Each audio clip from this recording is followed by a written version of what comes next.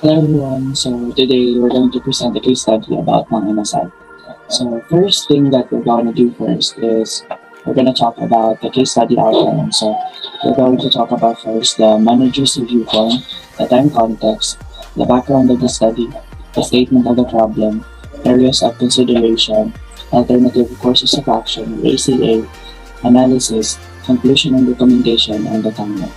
So first in this case study, we're going to talk about the viewpoint of this case study. The viewpoint of this case study. So the person, when we say about viewpoint, it talks about the person who is capable in applying the case study that we made today that can be applied as of right now. So this case study that we made is will not just be focused on one branch, but to all of the operations or all the branches that the Mang Inasal has, or all the branches that they have, because this the the case the statement of the problem here that we are discussing is about how to sustain their sales in Mang Inasal amidst of a stiff competition that they are having in the industry, because there's a lot of restaurants that are emerging nowadays. Like there are numerous there are numerous restaurants that sells like chicken grills, just like what Mang Inasal has. There's a lot of restaurants that are selling. Just like for example, the Doy's Inasal that is located in Makati, the Inasal Chicken Bacolod, the Mang Jerry's Grill Inasal House, the Bacolod Chicken Inasal, and also other fast food restaurants just like Chowking and Kuya J's that sells halo halo that also Mang Inasal offers. So the viewpoint that I am seeing here is Edgar in Japsia could be one of the viewpoints here, or the managers that any managers branch managers or any managers that has the capabilities to apply the case study that we are making. The time context here is 2010 to present. We can say that just like what I've said, this case study is for overall, and um, this can be used until now. It's because of the issue is still going on. There's the competition still exists, so we can apply this one. So the next part that we're going to talk about is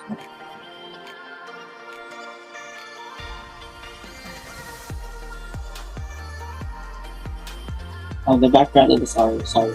So the background of the story. This is long, so I'm just gonna summarize everything for you to cope up with everything that you have to hear. So it all started with a vision. Edgar in Japsia at the age of 26 grabbed the opportunity to lease a 250 square meter space at the Robinson's Car Park in Iloilo in December 23. The primary reason for Mang Inasal's success is its wide array of Filipino comfort food, especially the chicken inasal with its distinct taste that Pinoys have grown and continue to love. So it started in December 23 in Car Park, Iloilo, in Robinson's Car Park, Iloilo. So that's the background of the story. As we all know Mang Inasal. So there's a lot of restaurants that are existing in Taguig. There's a lot. So they're very famous in their chicken grill inasal, halo halo, and other um, Filipino foods that they offer. So this ends my report, and the next report will be discussed by my co-reporter. Thank you. So for the next part of the case study is the statement of the problem. So our statement of the problem is how can Mang Inasal sustain its success despite of steep competition? Because we all know um, in the food industry, especially in fast food, there's a lot of competitors to Mang Inasal. So how can Mang Inasal sustain the word success, their success despite of steep or mahigpit na competition? So here's the next slide. Next slide, please. Here's the areas of considerations that we gathered. Uh, First of all, areas of consideration consists of SWOT analysis, which is the strength, weaknesses, or opportunities, and threats. So for the strength, Mang Inasal have a advantage or of advertisement or endorsement. Di ba? Alam naman natin na since sa mga strength nila, sikat sila, popular sila because of their endorsement. So, kumukuha pa sila ng mga artists, something like that. It's like Coco Martin and Giloxy to endorse their product. And market leader in barbecue fast food chain. So sa industry ng barbecue fast food chain, sila yung nanguna sa mga grilled foods, something like that. For the accessibility, so as I said a while ago, Mang Inasal is very popular. You can see Mang Inasal everywhere, especially here in Taguig. There's a lot of branches here.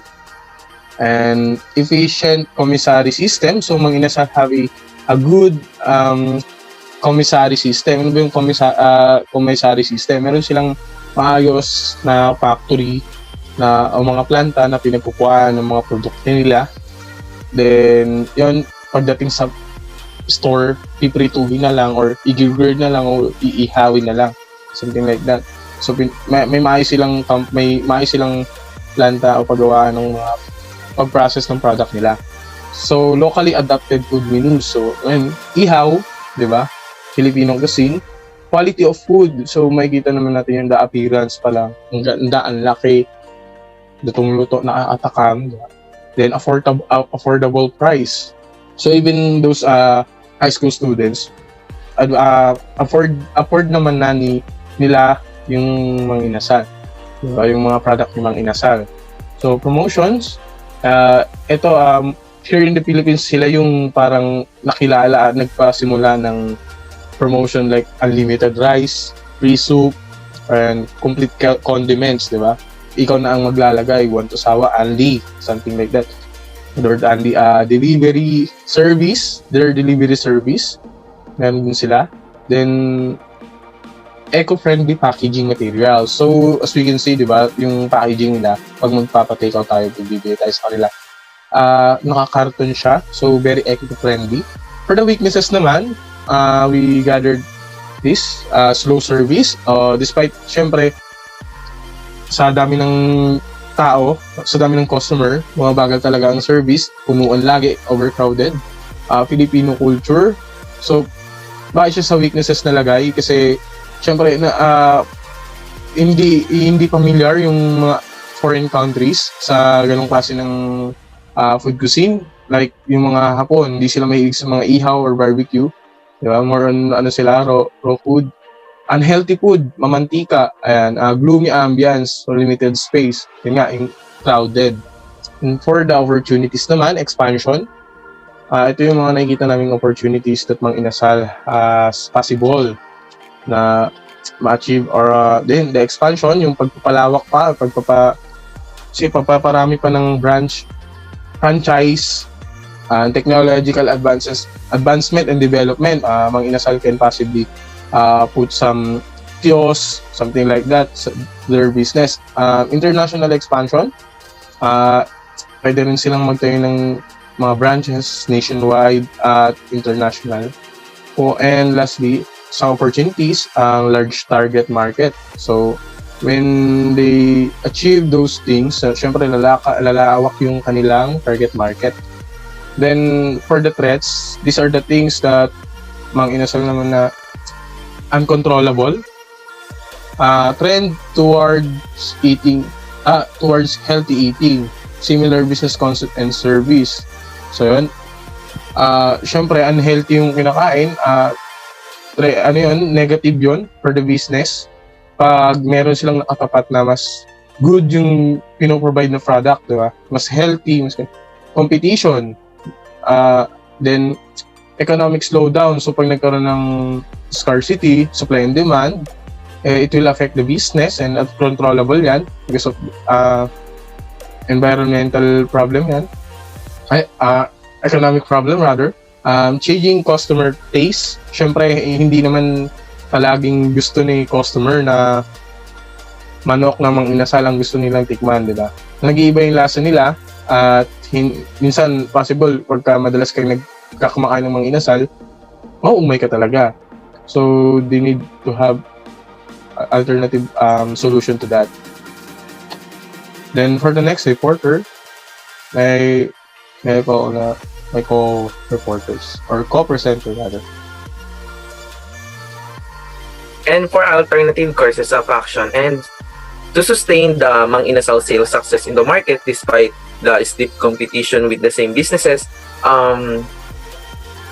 we come up these three alternative courses of action that we think that could help to the case or problem that we have. So first we have the AKA one, which is revolutionizing the marketing mix, wherein marketing mixes is a foundation model for businesses historically centered around product, price, place, and promotion. And for AKA 2, we have the changing the brand image into something new. So brand image is the name, term, design, or symbol that identifies one seller's product that gives distinction or difference from those of other sellers or businesses. So as a businessman, we use this brand as a face or as a representative of our business or services that we have. And for AKA 3, we have the facilitate competitive analysis. You should know your competitors' features, market share, pricing, marketing, strengths and weaknesses, and also the customer's review. So by that, it will help us to recognize and know how can we enhance our own business strategy to improve the product and services that we provide. And for our analysis for each alternative courses that we have the advantage and advantages. First, we have the revolutionizing the marketing mix. We have here the better profits increase. So dahil nga you have the effective strategies you use, it will boost or maintain your sales because now you understand what is your product or service that you can offer to your customers. We have here also the profits enhance brand recognition. So by that, you can earn the customer's recognition because you are providing them with quality and great service. So, and also by that, you will acquire edge in the market. Promote your product or services. It's easy for you now to introduce new products since you study, analyze, and use effective strategies to meet your customer needs. And for the last advantage, we have the gain more clients. Since you are executing well the strategies, you are becoming more competitive and capable in the market. You develop how to limit your weakness and develop your strengths. And therefore, your clients tend to keep in touch on your service and could attract new clients that allows you to be aware their needs. And for the disadvantages, we have here the cost. Very costly because you are going to switch or make a new brands, products, services, or suppliers. And it's also include the non-financial costs like psychological, time, and effort-based costs. And for the last disadvantage, we have the requires investments of time. So it's necessary because you are going to spend a proper quality time in order to get the process right. And the company need to spend a lot of time researching, preparing, and informing the employees about these new marketing tools to avoid pitfalls. Next. And for our alternative course of action number 2, we have the changing the brand image. First, we have the ROS, the new brand image. So it is one of your company's asset wherein it communicates your business personality and shape your client's perception of who you are, what are your business can give, and it's also the face of your business which can build a strong brand among your customers. And for innovative or improve, an ingenious brand can increase competitiveness, improve brand recognition, and value among your customers. Because a promising brand image conveys the success of the product and gives result with increased sales and revenues. So having a positive image gives a confidence to the customers as they feel that the brand is sincere and clear in its vision to create the best. And for the align with technological issues, when we say technological issue, it is all about the digital world or the devices that we use. It's easier, faster, and more effective, efficient, and effective in marketing, in promotion. And for the cons, we have the expensive because you will exert financially and non-financial costs. And there is always a possibility that the consumers do not like the brand when it's not well prepared. And for time consuming, you will exert time to plan, search, and analyze to prepare the best brand that will exactly right to consumers' preference.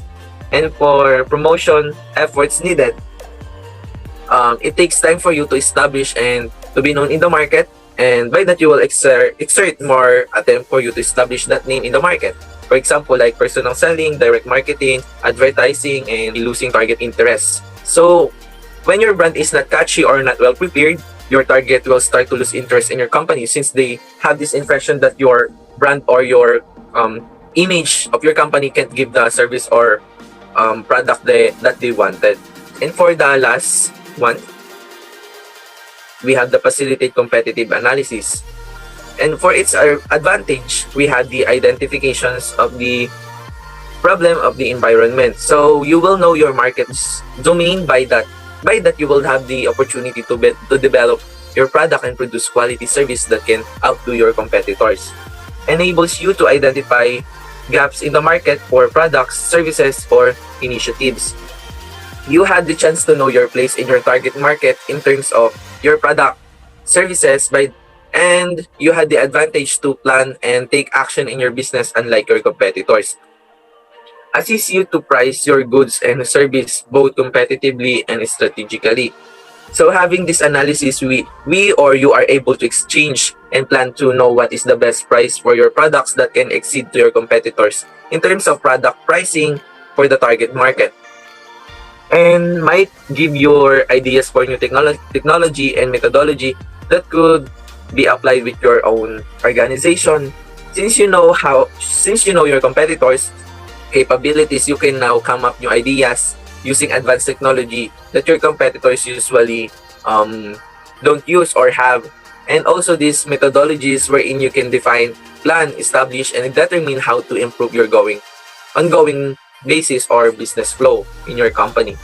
And for the disadvantages of ACA3, we have the expensive. It is expensive because you wanted to know more of your competitors. You are going to invest to seek professional help from the marketing research and to get valuable information among your competitors. Time consuming involves a commitment of resource which will have an inherent cost to the business. Analyzing your competitors takes time to get the result of your research because when you are going to rush everything, it will misinterpret the data that you gather from your research. Flawed analysis of competitors might result in making poor business decisions of competitors. So in this part, when the information you've gathered among your competitors is not right, the strategies or plan you will trying to execute or use will not be effective because it will respond to some unanticipated events. When that happens, it is difficult for you or for your business to make a major change or identify the problems that sometimes is not existing in your company. And that would be all. And for the next presenter, we have Miss Domanais. Thank you so much. After stating the problem and creating the three main courses of action and analyzing each of them, we will now proceed to the conclusion. For the ACA 1, revolutionizing the marketing mixes, it means that by revolutionizing the marketing mix, it is not just knowing and selecting proper marketing strategies, but also maximizing it, such as for pricing, product, packaging, to meet the preference of customers. Also, it will focus on the company internal strategies. For the ACA 2, changing the brand name into something new, it means that it is very time consuming for a business and it is very expensive. It is not advisable to make because we can't really assure its success since it will go back to the first step when we are going to make a business. ACA 3, facilitate competitive analysis. It focuses on its competitors, so changes and improvement of the company is based on the competitors. It won't develop the creativity of your own brand and you may lack with your own identity because you are too focused on the company of copying others. So it is very unhealthy for the company. Next slide. chicken. The recommendation. We highly recommend the ACA 1 with the use of revolutionizing marketing mixes. Mang Inasal should continue the promotion of their own style barbecue chicken and unlimited rice. Mang Inasal is already known for their primary product, which is the chicken barbecue and on the rice. So what they're going to do is they have to innovate new products so they can offer for the customers and to have their choices. Mang Inasal should continue strengthening its existing branches and should focus on the quality products that provide customer satisfaction and add value to them. Of course, is a food business, they must be very particular in the quality of the product to satisfy the needs and wants of their customers. And also, they should conduct feasibility for possible international expansion. Mang Inasal should not close their doors for the possibility of their expanding business internationally. They must ensure the freshness and quality of the food and must increase operational efficiency. And they are known in serving quality, delicious food, and they have to maintain that because it is important in every food establishment. That's all my report. We are now going to proceed to the timeline, which is reported by Ms. Rachelle Ann Calangi. Okay. So here is our timeline. So in our timeline, where you can see how many months we need from researching, launching, to monitoring the new product that Mang Inasal released in the food industry. So first is research for new trends. In research for new trends, we need 3 months for researching because it has many things to consider before creating a product. Like, pwede ba ito sa mga vegetarian or senior citizens? Also, sa mga Muslim, hindi mahilig sa mga mix, and sino-sino yung mga target market mo before mo i-release yung mga products. So, the next one is make a list for the possible effect for the target market. So, after mo ma-create ng new product, they need to list down the possible effects sa mga target market. Like, afford ba nila yung prices ng mga products and hanggang ilang rice kaya nila ubusin or kainin. And also, para sa mga tao na hindi mahilig sa rice, na puro meat lang yung kinakain nila, na dapat i-consider natin kung magugustuhan din ba nila yung lasa ng chicken inasal. Pati yung mga condiments na bagay ba ito sa rice and lalo na sa chicken para tangkilikin ng mga Pilipino. And dapat may ibang choices na pwedeng piliin in case ayaw nila ng chicken inasal. Ito yung mga possible na effect na dapat natin i-consider sa mga target market na bago natin i-release yung mga products. So, the next is create new develop product innovation. So, after that, dito na papasok yung product innovation na dapat gawin para pumatok sa customers yung products na i-release mo. Like, gumawa ka ng mga bagong products para sa mga customers na ayaw ng chicken inasal, like yung pork barbecue, pork sisig, also yung bangus sisig. Para sa mga hindi mahilig sa meats, also yung mga combo na pwedeng hindi gawin. Also, yung mga combo na pwedeng gawin para mas afford ng mga customers yung price, like palabok, toge, and barbecue. Pwede siya sa mga taong hindi mahilig sa rice. Or sa mga vegetarian. Also, pwede ka rin mag-release ng desserts para hindi sila maumay sa kinakain nila. Strategy nila yun para mas lumaki yung kita nila.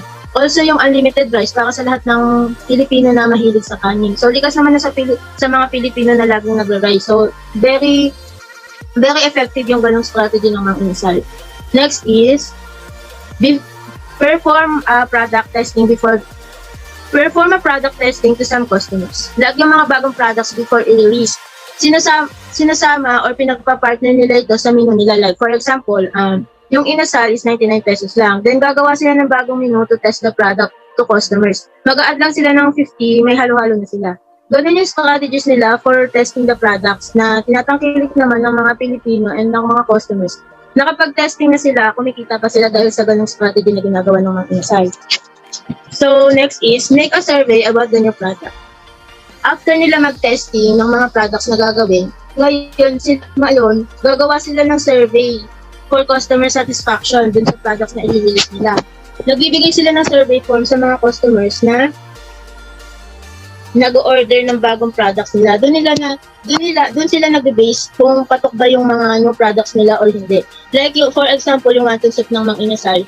Dati meron sila noon, then after ilang weeks or months, nawala rin kasi hindi siya mabenta. Mas gusto ng mga Pilipino yung libreng soup, yung sinigang soup na laging sinaserve pag nag-order ka ng chicken inasal with rice. So, next is, launch the new product to the market. So, after nila mag-base dun sa survey, tsaka pa lang nila i-release yung product para sa customers na alam nilang mabenta. Yun dahil sa survey na ginawa nila, alam na nila ang patok yung products na yun sa mga Pilipino at pwede siya sa lahat dahil nag-conduct sila ng survey for their products. So, lastly is monitor the effect on sales of the store. Dahil sa bagong mga products na na-release, hindi nila i-monitor ang sales nila if tumataas ba or hindi yung kita nila. Dahil sa new products na nakikita naman natin, sobrang laking kinikita ng Mang Inasal at may iba't iba na tong branch ibang-iba na tong branch sa buong Pilipinas. Dahil nga, di ba nag-conduct sila ng survey bago nila i-release ng product. Dahil doon, alam na nila yung sales na tataas siya kasi mabenta nga siya sa mga Pilipino dahil dun sa survey na ginawa nila. So yung survey na yun yung pinagbasehan nila para malaman nila kung yung sales nila ay tataas o bababa. So based naman sa nakikita natin na ang sales ng Mang Inasal ay tumataas dahil sa mga ginawa nilang strategies na patok naman sa mga Pilipino. So that's all for my report. Thank you very much.